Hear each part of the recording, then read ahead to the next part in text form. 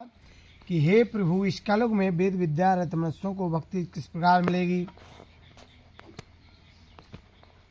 तो सूत जी महाराज कहते हैं कि एक बार नारद मुनि मृत्युलोक में आए। यहाँ पर देखा कि मनुष्य अनेक योनियों में जन्मे हुए हैं और प्राय अपने अपने कर्मों के द्वारा अनेक प्रकार से दुखी हैं। इसलिए हे प्रभु, कोई ऐसा जाकर के उनके मन में चिंता हुई और जाकर के वहाँ पर श्वेत वर्ण 4 भुजाओं वाले देवों के इस नारायण भगवान, जिनके हाथों में शंख चक्र गदा पद्म थे, बरमाला पहने हुए थे, देख करके स्तुति करने लगे। हे भगवान, आप अत्यंत शक्ति से संपन्न हैं, मन तथा वाणी भी आपको नहीं पा सकती है। आपका आदि मध्य अंत नहीं है। आप निर्गुण से सृष्टि के आदिभूत भक्तों के दुखों को नष्ट करने वाले हो। हे प्रभु, आपको मेरा बारंबार नमस्कार है। तो इस प्रकार की स्तुति सुनकर के भगवान कहने लगे, हे नारद मुनि, आपका यहाँ किस काम के लिए आगमन हुआ है, आप निसंकोच कहें। तब नारद मुनि कहते हैं, हे महाराज, हम मृत्युलोक से आए हैं, जहाँ पर मनुष्य अनेक योनियों में जन्म लेकर के अनेक प्रकार से दुखी है। ऐसा क्या कारण है हे प्रभु, और इनका कारण बताएं और इनका उपाय बताएं। भगवान कहते हैं कि नारद जी, आपने बहुत अच्छी बात पूछी है। जिस काम के करने से मनुष्य मोह से छूट जाता है, वह मैं कहता हूँ, ध्यानपूर्वक सुने। बहुत पुण्य को देने वाला, स्वर्ग तथा मृत्युलोक दोनों में दुर्लभ सत्यनारायण भगवान का व्रत है। तो नारद मुनि कहते हैं, हे प्रभु बताएं, यह व्रत किस दिन करना चाहिए, इसमें क्या सामग्री, क्या विधि है, क्या विधान है, कृपा करके बताएं। भगवान कहते हैं, दुख सुख आदि को दूर करने वाला, धन दान को बढ़ाने वाला, सौभाग्य तथा संतान को देने वाला, सब स्थानों पर विजयी करने वाला, भक्ति और श्रद्धा के साथ किसी भी दिन मनुष्य सत्यनारायण भगवान की शाम के समय बंधुओं और ब्राह्मणों के साथ धर्म प्राण होकर के पूजा करें। भक्ति भाव से नैवेद्य, केले का फल, घी, दूध, दही, गेहूं का चूर्ण इत्यादि वस्त्र इत्यादि लेकर के भगवान को अर्पण कर देवें। बंधुओं के साथ भोजन करावें, ब्राह्मण को दक्षिणा देवें। तत्पश्चात स्वयं बाद में भोजन करें। बोले, कलयुग में सबसे सरल और मोक्ष का उपाय यही है। इति श्री सत्यनारायण कथायाम प्रथमोद्यम समाप्तम। ऐसी पहुँचे, वहाँ पर देखा कि एक बहुत गरीब ब्राह्मण भिक्षा मांग करके अपने घर का भरण पोषण करता है। उस गरीब ब्राह्मण को देख करके नारद मुनि एक बूढ़े ब्राह्मण का रूप धारण किया, उसके पास गए, आदर के साथ पूछा, आप नित्य दुखी पृथ्वी पर क्यों फिरते हो, कृपा करके हमें बताओ। वह कहने लगा, ब्राह्मण, कि हम बहुत गरीब ब्राह्मण हैं और भिक्षा मांग करके अपने घर का भरण पोषण करते हैं, इसलिए हे भगवान, आप हमारी दरिद्रता को दूर करने का कोई उपाय जानते हो तो कृपा करके कहें। तो भगवान कहते हैं कि तुम सत्यनारायण भगवान मन वांछित फल को देने वाले हैं, इसलिए उनका पूजन करो, संकल्प करो, जिसके करने से तुम्हारे सभी दरिद्रता दूर हो जाएगी। ऐसा बतला करके भगवान अंतर्ध्यान हो गए। उस ब्राह्मण को रात में नींद भी नहीं आई। सवेरे उठा, मन में संकल्प लिया, हे प्रभु, आज हमारे व्रत का संकल्प है, जाकर के कृपा करना और हमारे व्रत को पूर्ण करना। जाकर के ऐसा सोच करके भगवान ब्राह्मण देवता ऐसे नगर में पहुंच गए जहां पर बहुत धनवान लोग रहते थे। भगवान की कृपा से भिक्षा में उस ब्राह्मण को बहुत सारा धन पैसा मिल गया, जिससे उसने भाई बंधुओं को बुलाया और विधि विधान के साथ सत्यनारायण भगवान का व्रत किया। व्रत के प्रभाव से वह ब्राह्मण धन पुत्र आदि से हुआ और संसार के समस्त सुख भोगने के बाद अंत में वैकुंठ धाम को चला गया। तो सूत जी महाराज कहते हैं कि अब और क्या कहें। तो सभी जो 88,000 ऋषि नीम सारण क्षेत्र में कथा सुन रहे हैं, सूत जी महाराज से हाथ जोड़ करके प्रार्थना करने लगे, हे महाराज, कृपा करके बताओ, इस ब्राह्मण से सुनकर के आगे किस किस ने इस व्रत को किया है, हम सब सुनना चाहते हैं, इसके लिए हमारे मन में श्रद्धा है। तो सूत जी महाराज कहते हैं कि एक दिन वह ब्राह्मण धन पुत्र आदि से युक्त होकर के सत्यनारायण भगवान का व्रत कर रहा था। तभी एक लकड़ी बेचने वाला लकाहारा लकड़ियां बाहर रख करके ब्राह्मण के मकान में गया। तो उस प्यास से दुखी लकाहार ने ब्राह्मण को प्रणाम किया और कहने लगा, हे ब्राह्मण देवता, तुम किस देवता की पूजा कर रहे हो और इससे क्या फल मिलता है, कृपा करके कहो। तो ब्राह्मण कहने लगा, यह जो भी है हमारे यहाँ धन संपत्ति सब भगवान की कृपा से हुआ है और यह सत्यनारायण भगवान का व्रत है। इन्हीं की कृपा से हमारे यहाँ धन धान की वृद्धि हुई है। लकाहारा बहुत प्रसन्न हुआ।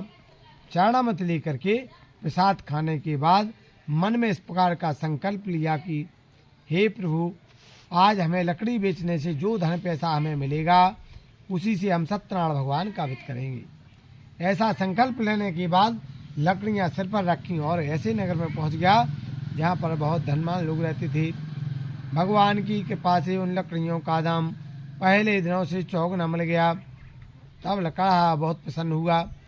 प्रसन्नता से उसने सत्यनारायण भगवान का विधि जो सामग्री है, पक्के केली कली, शक्कर, घी, दूध, दही, गेहूं का चूर्ण इत्यादि समस्त सामग्री लेकर के घर गया। ब्राह्मण को बुलवाया। विधि विधान के साथ सत्यनारायण भगवान का व्रत किया। व्रत के प्रभाव से वह लकाहारा धन, पुत्र आदि से युक्त हुआ और संसार के समस्त सुख भोगने के बाद अंत में वैकुंठ धाम को चला गया। इति श्री सत्यनारायण व्रत कथायाम द्वितीय अध्यायम समाप्तम। बोलिए सत्यनारायण भगवान की जय।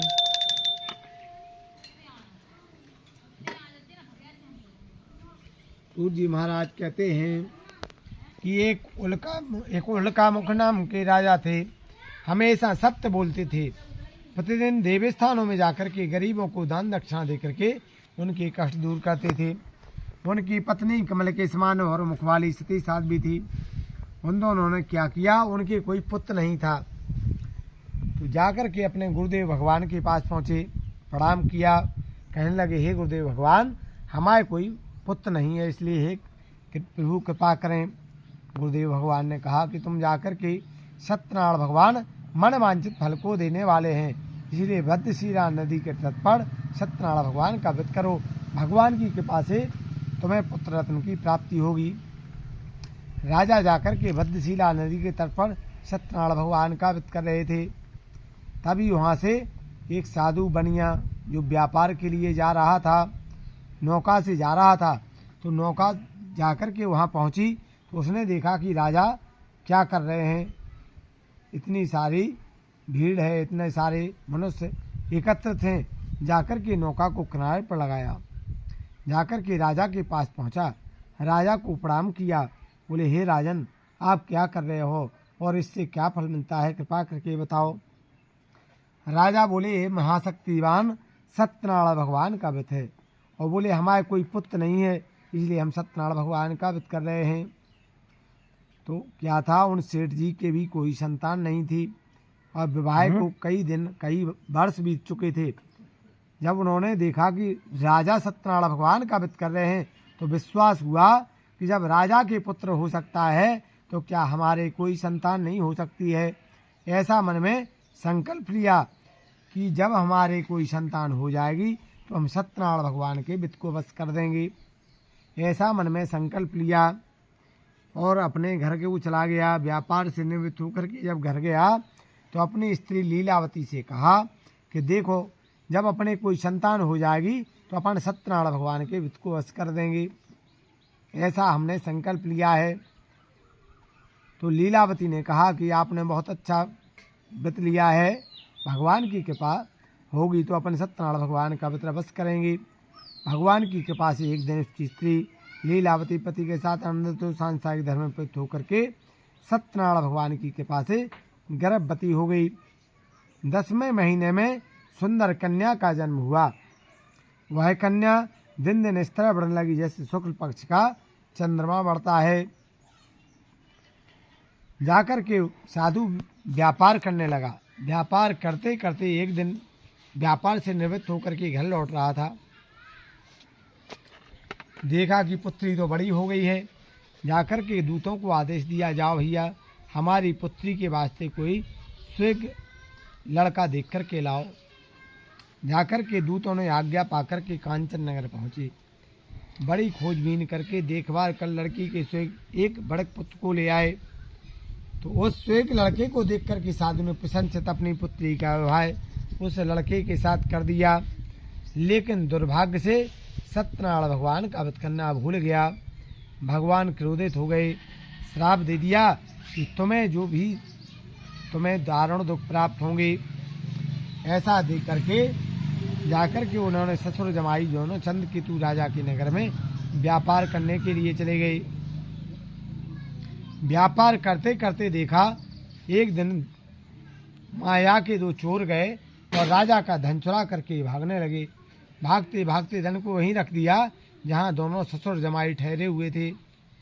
जाकर के पीछे से सिपाही गए और दोनों को बांध कर ले गए। दौड़ते हुए राजा के पास जाकर के बोले, हे राजन, हम दो चोर पकड़ कर लाए हैं, आप देख कर के आज्ञा दें। राजा ने आज्ञा दी कि इनको कठिन कारावास में डाल दो और जितना धन है उसे छीन लिया जाए।